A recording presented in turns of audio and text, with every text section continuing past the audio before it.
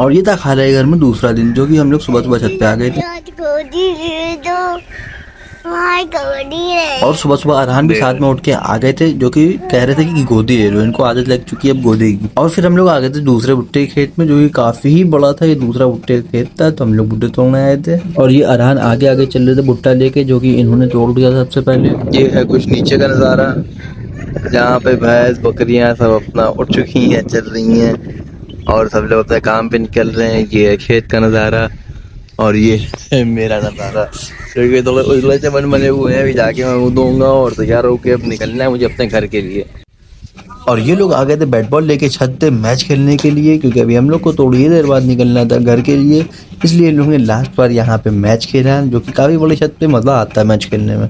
और ये सुबह सुबह सबके लिए बन के आ गई थी चाय, जो कि मैं चाय नहीं पीता हूँ, लेकिन मैंने कहा लाओ चाय पिए, क्योंकि ये फेवर दूध की चाय थी, इसमें पीने में कोई बुराई नहीं थी। और चाय मैंने बस पी ही थी, उसके थोड़ी देर बाद खाला अंडे लिए आई, जो कि हम लोग ने गरम गरम वहाँ के अंडे खाए। क्या क्या लिया है तुमने, दिखा दो क्या क्या है ये। और फिर बस हम लोग अब जा ही रहे थे, तो हमने कहा कि लाओ अरहान को थोड़ा बहुत चेंज दिला दिया है।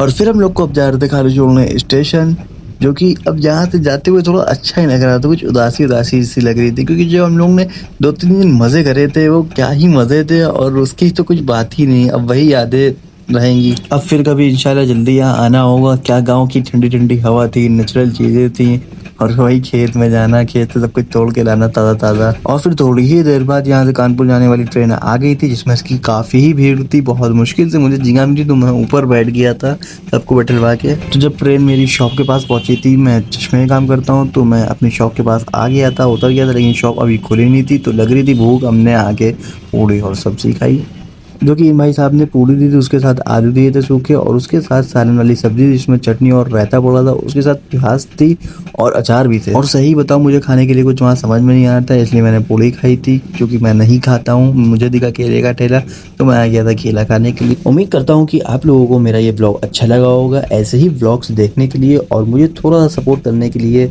लाइक शेयर और सब्सक्राइब ज़रूर कर लें। मिलते हैं नेक्स्ट वीडियो।